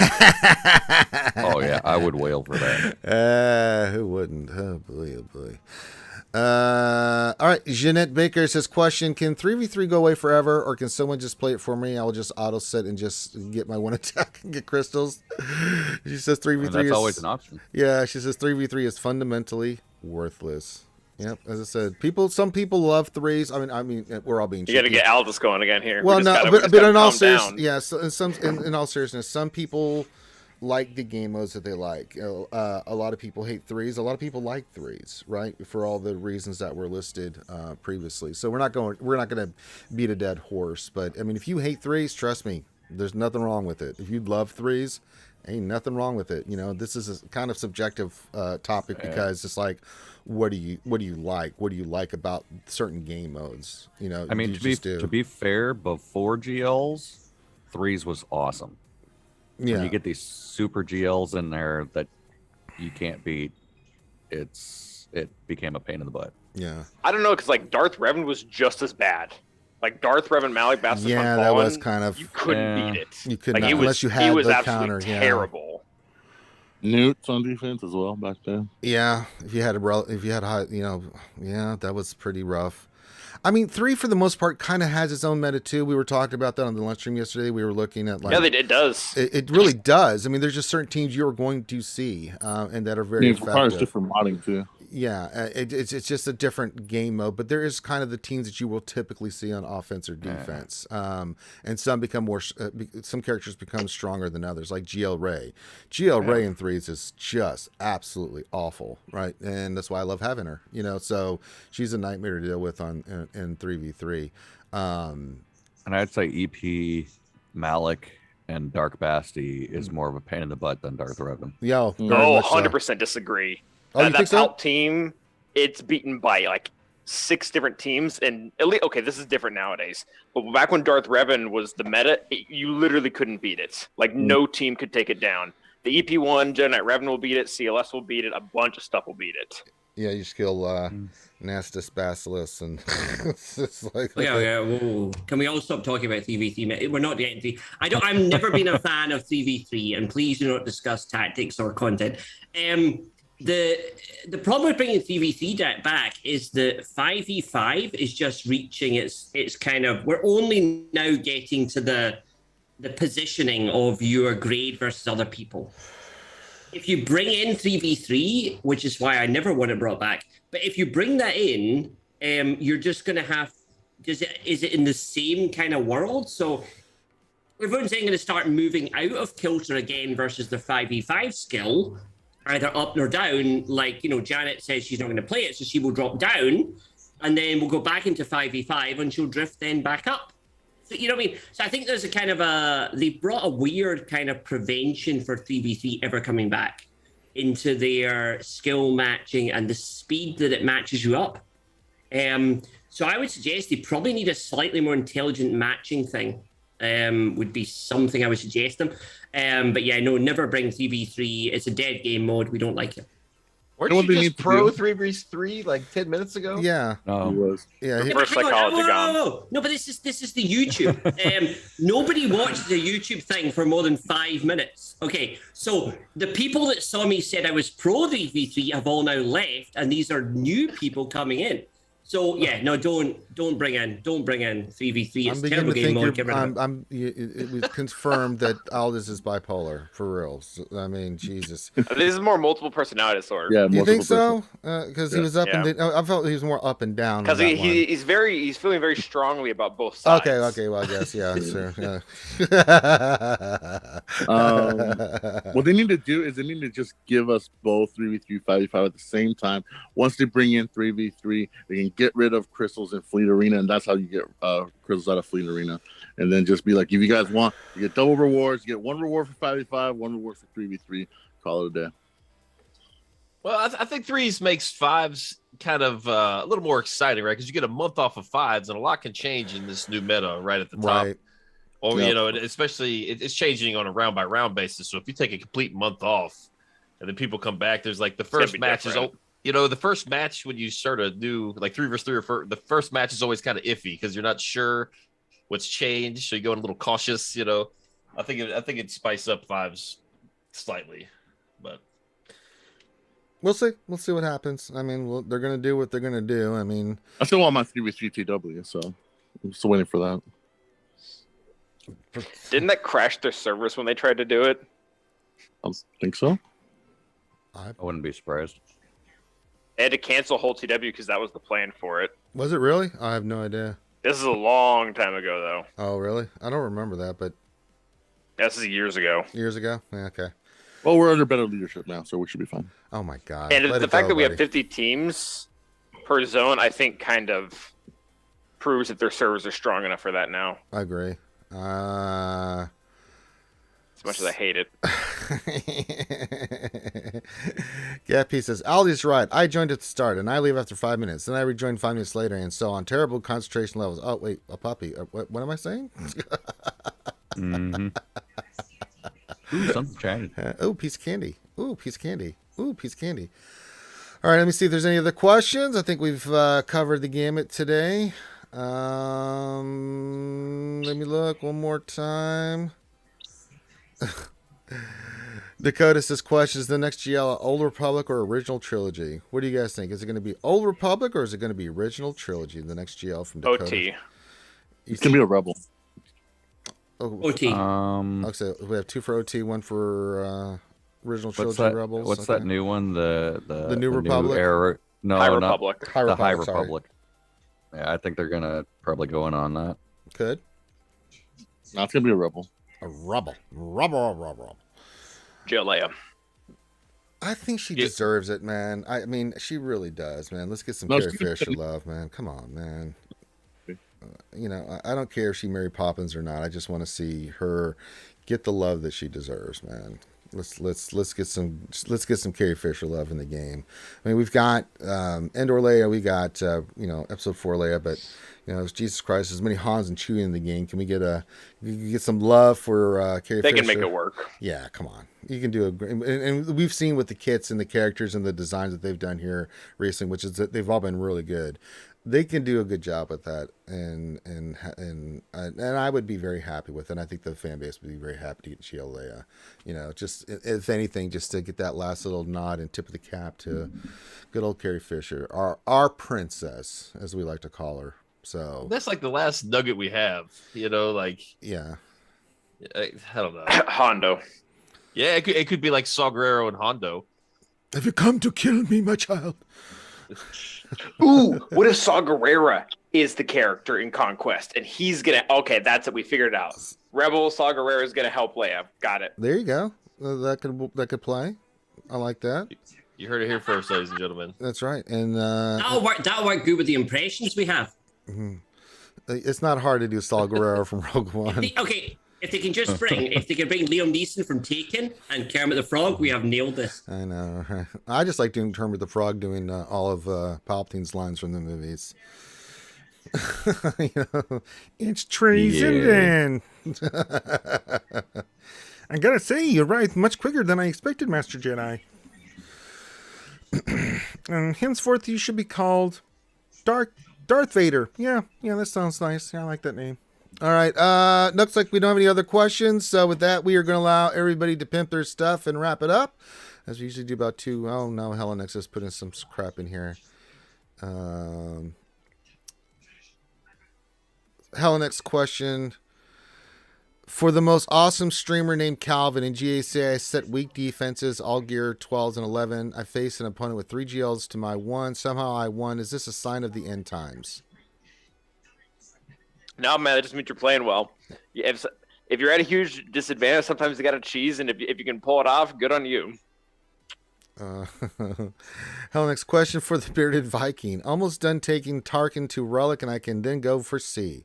But I find the marionette Sith Lord off-putting. Convinced me that adding C to my roster is a good thing. You really don't have to, BCM. I mean, offense. Yeah. I mean, that's what I'm going for him next. So once I get the executor done, I'm going for C, and that's just because he's going to wipe it. Yeah, I mean, he's badass on offense. All right. Dakota, question. Should the next GL have a summon mechanic such as Leia summons Han or Luke of choice of the 2? That'd be interesting. That would be kind of a cool mechanic. I don't know if they'll do it. I doubt it. I don't know if you can do a super iconic character as a summon, though. No, I don't think so. Like, look at the 3 we have right now. A turret, nameless guy, and a brute. Yeah. I can see her having a summon, but I don't think it can be like a Luke. Well, it could be cool if she could summon in her daughter from there. That just adds more support to the rebels or something like that, just as a tip the cap to her. Well, I mean, what would her ultimate be, though? I don't know. Whatever they make it, because everybody. Well, I mean, Kylo and Rey kind of change, but like Luke and C definitely change. I think it would probably be similar to the JMK Vader and Vader. Yeah, I guess Vader and JMK don't really change. No. That'd be interesting. All right, last question. Darth Cliff question. Almost never see the Malevolence on defense. What fleets beat it easily? Negotiator for one. Doesn't Radis have a good chance against it? Yeah, because it can cleanse the bugs and stuff. First Order will beat it. Yeah. I never used it myself, but I know Solo at one point in time had a pretty reliable Empire counter for Malevolence. Yeah, Empire. Very, very specific Tarkin one, right? Like he had its speed at a very specific level. I think he still does. Yeah, I'm not sure exactly how he did it, but I would go back and watch some of his videos. He did it pretty consistently every Grand Arena. So yeah. This is pre-executor. So. And we talked at the start that SWGOH.GG, sorry to the promo, have added ships. So you can now go on there and look at the Malevolence counters that are working. You got First Order there. You got every So I think that's a very good thing to kind of answer your ship questions. All right. All right, with that, we are going to wrap this one up. And what we do at the end of the show is we allow these awesome and amazing folks on the panel to pimp their channels and stuff so you guys can go support them. And please do, because they take the time to be here and answer your questions. So a great way to support them is to support their channels. So go to their channels once they pimp it. Watch a video, hit the thumbs up, subscribe, or watch them on Twitch when they're on Twitch. Just show them some love. It's a great way to show a content creator say thank you for being here and stuff. That being said, we'll let everybody pimp their stuff. We'll start with Aldous. Aldous, where can folks check that out? Well, I stream on Twitch still, despite... Yeah. Welcome to Sandflies on Twitch. But I love the skewers. I love coming here. I'll come here every Saturday, and I do this just for fun. I love the questions, and I love everybody in chat. Yeah, welcome to Sandflies on Twitch, but come here. Yeah, go to Twitch. Every week. Jedi Academy. Jedi Academy. There we go. BCM, where folks check you out at?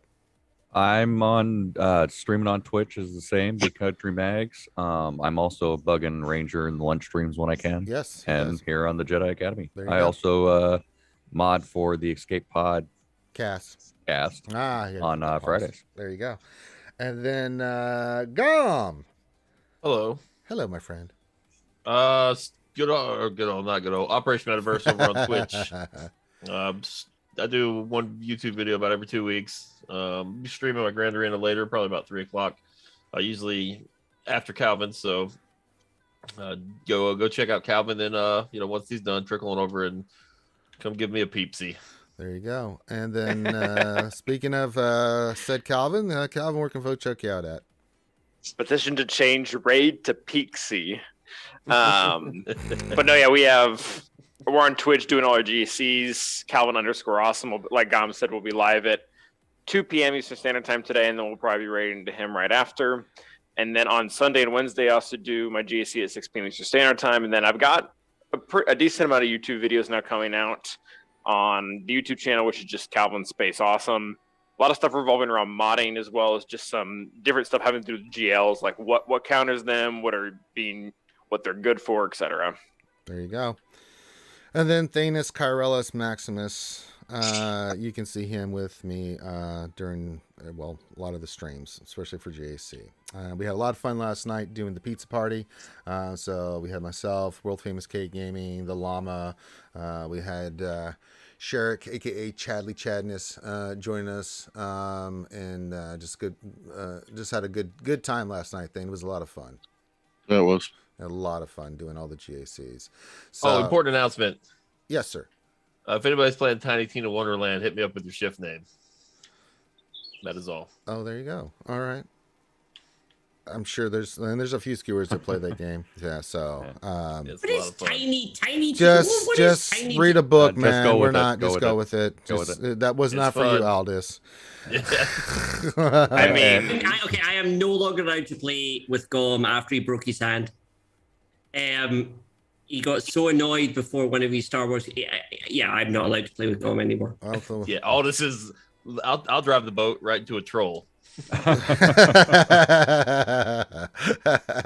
accidentally lost all of Gom's stuff on Valheim. It was the most frustrating 9 hours of Valheim ever. But about 10 minutes before we went live with some Star Wars content, and he punched the desk so hard he might have broken his hand. He came on the Star Wars stream, the consummate professional he is, right? But the whole time he couldn't work the mouse. It was glorious times. So I'm not allowed to play with him anymore. But I am interested in this. Okay, I will download this tiny game and I will send you my thing. We can play together. That's not what it's called, no. So, all right.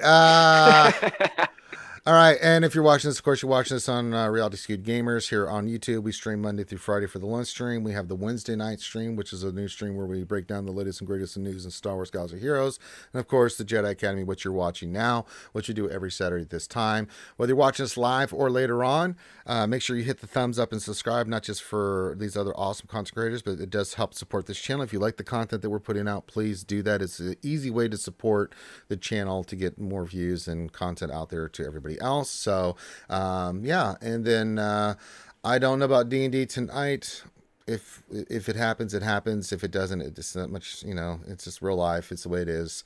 So we'll see how that goes. Hopefully, I can get in tonight. But if not, that's okay. Real life's more important. And then we'll be back Monday for the lunch stream. So we'll be doing the lunch stream on Monday, and then we'll just kick off the week as per usual. So with that, I think we are good to go. So everyone, enjoy the rest of your day. Love you guys. Be safe. If you need me for anything, you know the deal. Join our Discord. Great group of folks there. You can see some of these guys in there as well. But if you really need me, just message me directly in Discord. I don't mind. I get tons of messages all the time. I may not respond right away, but as I always say, I will respond. So with that, we're going to call this one done. So on behalf of myself and the panel, love you guys. Be safe, and we will holler at you later. Peace out.